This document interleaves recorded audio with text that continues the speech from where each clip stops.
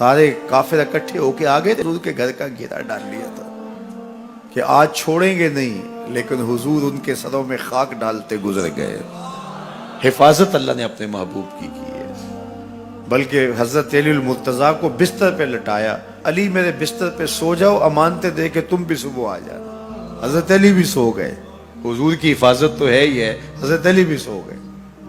جب صبح اٹھے تو انہوں نے دیکھا یہ تو علی المرتضیٰ ہے۔ اللہ اکبر، بڑے پریشان ہوئے کہ حضور کدھر گئے۔ اچھا، کسی نے حضرت علی سے پوچھا کہ تمہیں کیسے نیند آ گئی؟ ننگی تلواریں لیے وہ گھر کے ارد گرد تھے اور آپ چادر اوڑے سوئے تھے حضور کے مغالطے میں، وہ آپ کو بھی تو نقصان پہنچا سکتے تھے۔ تو حضرت علی نے کہا، حضور نے کہا تھا علی میرے بستر پہ سو جاؤ، صبح اٹھنا، امانتیں دینا اور مدینے آ جانا۔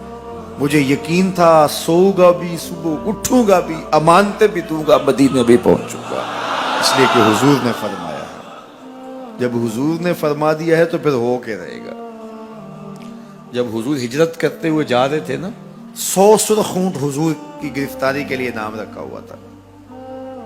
سراقہ بن مالک یہ حضور کو گرفتار کرنے کے لیے آگے بڑھا اور اس کی لالچ یہ تھی کہ اتنا بڑا انعام ہے، مجھے مل جائے گا، لیکن اس کی سواری گھٹنوں تک دنس جاتی ہے، معذرت کرتا ہے، پھر ارادہ بدلتا ہے، پھر یہی ہوتا ہے۔ تیسری مرتبہ بھی جب ایسا ہوا تو سمجھ گیا کہ یہ تو میرے بس کا روگ نہیں ہے۔ اب اسے پریشانی ہوئی کہ جو آج اس حالت کے اندر بھی اللہ کی اتنی تائید کے سائے تلے ہیں، تو کل جب یہ دوبارہ پلٹیں گے اور مکہ ان کے قبضے میں ہوگا تو پھر میرے ساتھ نہ جانے کیا سلوک ہوگا۔ تو کہا کہ حضور مجھے امان لکھ دیجئے۔ تو حضور نے کیا فرمایا؟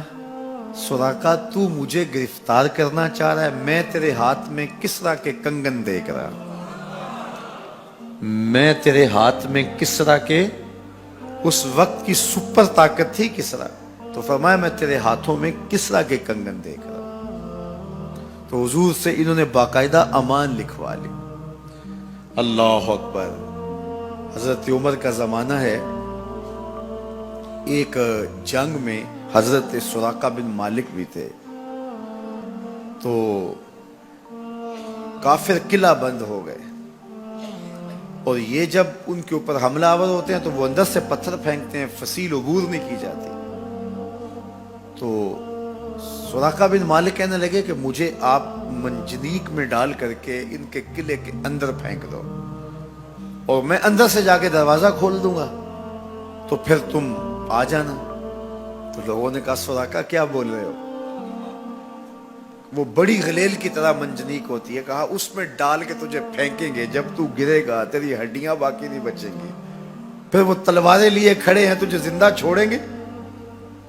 تو حضرت سراقہ نے کہا مجھے کچھ نہیں ہوگا، اس لیے کہ حضور نے کہا تھا تیرے ہاتھوں میں کسرا کے کنگن دیکھ رہا ہوں، ابھی تک کنگن نہیں آئے، جب تک کنگن نہیں آتے موت آ ہی نہیں سکتی ہے۔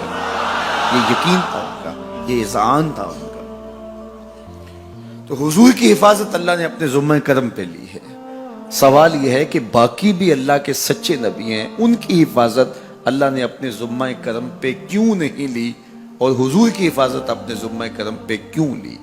باقی بھی کتابیں اللہ کی سچی منزل من اللہ کتابیں ہیں، ان میں تحریف راہ پا گئی، لیکن قرآن مجید کی حفاظت اللہ نے اپنے ذمہ کرم پہ لی۔